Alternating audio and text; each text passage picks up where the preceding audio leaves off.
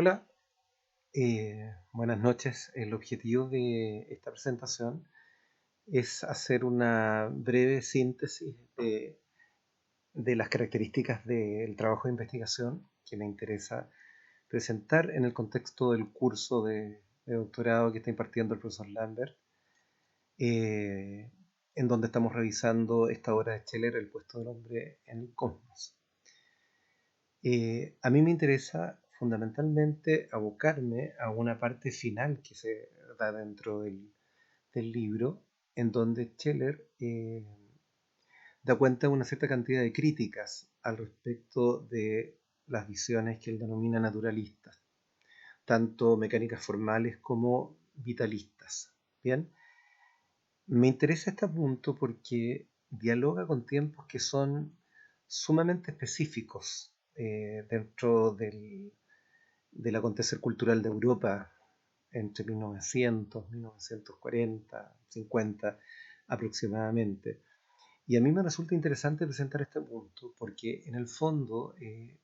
Scheller establece juicios críticos, especialmente respecto a las visiones de tipo vitalistas, fundamentalmente porque son visiones reduccionistas al respecto de una mirada global del hombre. No podemos olvidar que el interés que ha tenido Scheller durante toda su obra, en el contexto de su texto, ha sido ir dando cuenta de una mirada más bien integral, orgánica, global respecto al hombre, sin reducirlo efectivamente a una mirada en particular o a una particularidad del hombre como tal. Entonces, que se aboque a establecer una crítica respecto a estas visiones vitalistas reduccionistas es interesante, pero además porque uno ha seguido a Max Scheller a lo largo del texto, en donde permanentemente, a medida que va estableciendo distintas capas de análisis, dialoga con algunos pensamientos, dialoga con algunas tendencias, con algunas miradas, con autores que de hecho nombra. Y por eso, respecto a estas miradas especialmente vitalistas, que en aquellas en las cuales me voy a concentrar, claro, establece una crítica drástica. El interés de mi trabajo fundamentalmente es dar cuenta de esa crítica. ¿Qué es lo que dice Scheller al respecto? Pero también mi interés es dar cuenta de lo que dicen estas teorías vitalistas, que son tres. La que habla de que estamos regidos fundamentalmente por impulsos de tipo nutritivo, o aquella que establece más de Freud, que estamos regidos por impulsos de tipo sexual, reproductivo, o la del compañero de trabajo de Freud, de Adler, eh, en donde se establece que estamos regidos por, en el fondo, un cierto tipo de voluntad de poder o de impulsos de poder. Entonces, dar cuenta también de ese tipo de posiciones para finalmente llegar a un punto que yo quiero presentar a nivel de encuentro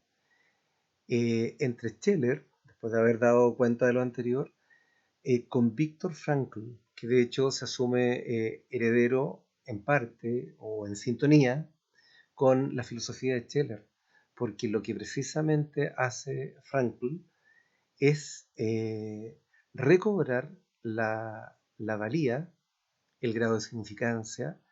de una mirada no ética, de una perspectiva más bien espiritual del hombre, en donde se recobra el sentido o la pregunta por el sentido, que en el contexto de la obra de Frankl es fundamental, de hecho el origen y el fundamento de la logoterapia. Entonces, creo que es muy vigente lo que hace Scheller en su texto, en esta crítica, pero también en recobrar aspectos fundamentales de la mirada sobre el hombre desde el mundo ya más de tipo espiritual y cómo eso también influye en autores como Frankl, después de haber pasado por los otros autores de una perspectiva más crítica.